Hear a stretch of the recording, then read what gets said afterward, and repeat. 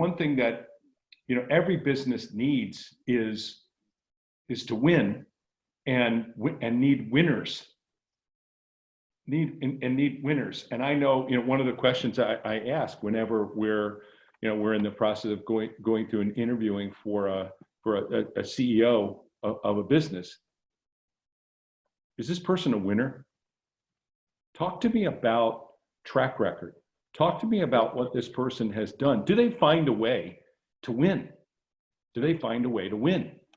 And it's amazing that when you really dig into it, that one question, when you ask people, and if I'm doing a reference check on someone, and I say, hey, listen, I just got one more question for you. Is she a winner? Yep. Is he a winner? And, some people will pause for a second and they'll go, and by the third, they don't think this person. You just answered the question. But it's funny you say that, because going back to the similarities between, you're talking about the business world and what we do. I'll ask questions in the recruiting process about, hey, what is important to you? And you'll get the typical answer of, well, I want to pitch, and I want to be the Friday starter, and I want this and I want that. But what are my ears listening for? Same thing. It's like, I want to hear somewhere in that answer, I want to win. And is winning in a company, your stock or whatever, doubling, tripling, or quadrupling.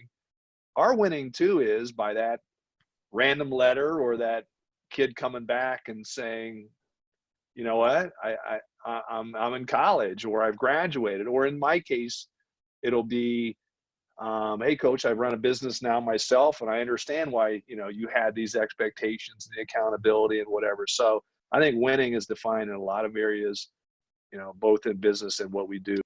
What are the expectations at Arizona State? Well, it's very simple: national championships.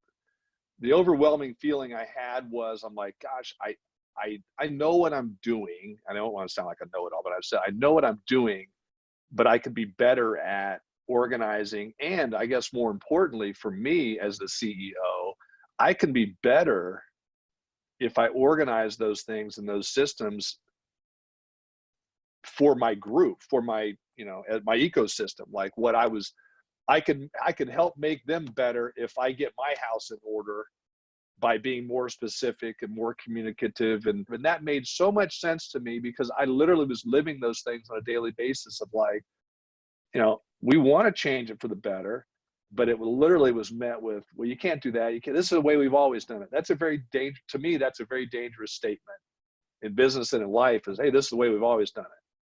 Yeah. Well, that doesn't show evolution or growth to me. You could easily have said, hey, I got this figured out.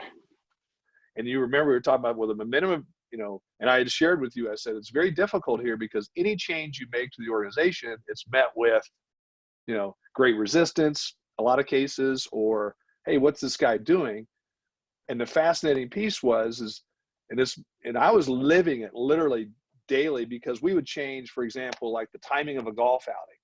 Well, you know what? And we've always done the golf outing at this time, and this is the outside voices, or we've always done this way. And I remember you saying, the biggest mistake sometimes that organizations make is they allow the momentum of that to drive the model moving forward. And I said, that's exactly where we were. We were allowing that momentum to drive every decision. And you said, hey, we got to punch this thing in the mouth. Like, if we want to get to where we want to be, and you were already saying because you were you're like, we need to punch this thing in the mouth and change that curve. When the culture isn't working with you, it shows up in each role as resistance. Yes. In 2017. My God. I mean, players, parents, fans, alumni, donors, people in the administration, the whole thing. Hey, there was resistance in every angle. And then when you think about the, from an attractiveness point of view, we still had a pretty darn attractive proposition for players, and, and a great heritage, and, all that kind of thing. But when you looked at the capacity, do we actually have enough talent at all of those points and so forth, and in order to make it happen. But what you started to do was you just started to work at it. And what's interesting is you did a systemic intervention on resistance by you changed the culture of the whole thing, step by step by step. It shows up as, and now why am I meeting, going into this meeting, why am I feeling resistance? Why have I got players fighting me on this? Why have I got even an assistant coach fighting me on this? Hey, wait a second. Just be clear. This is where we're going. And if you don't want to be on this, then that's okay. But you're not going to do it here. You can go and be a part of somebody else's thing. No small thing. You had the courage in 2017 to clear out resistance from players, coaches, all direction. Take on resistance in areas that you didn't have the authority to necessarily clear out.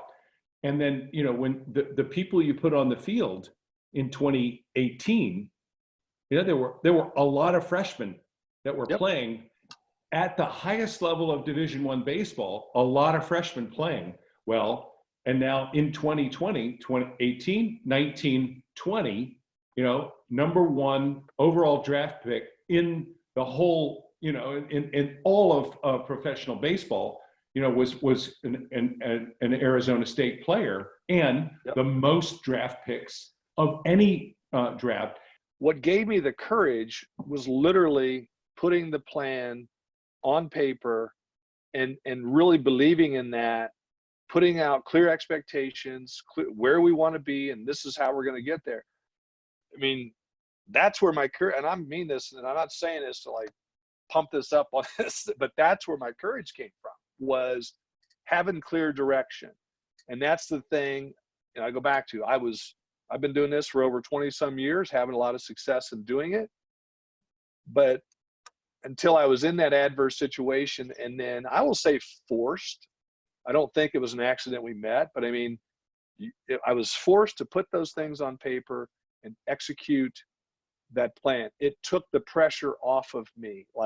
I focused on the process of our business and our organization. So, that's where my courage came from, was feeling like I was prepared, feeling like, what, this may not work, but we think this is going to work. And if it doesn't, we're going to tweak it. And it wasn't like this just random reaching for straws and trying to grasp at any little success or being miserable over any little failure, because we were tied into this big plan that we had laid out. Every single detail of that business plan got your personal stamp on it. That's crucial, because if you think you're going to delegate this to somebody else, or hey, get a hold of that brochure from Tracy Smith and just take Arizona State off and put my thing on. It's not going to work. Right. Because every nuance in there, exactly what you want, and you're communicating those expectations to every coach, every administrator, everything, because that's yours.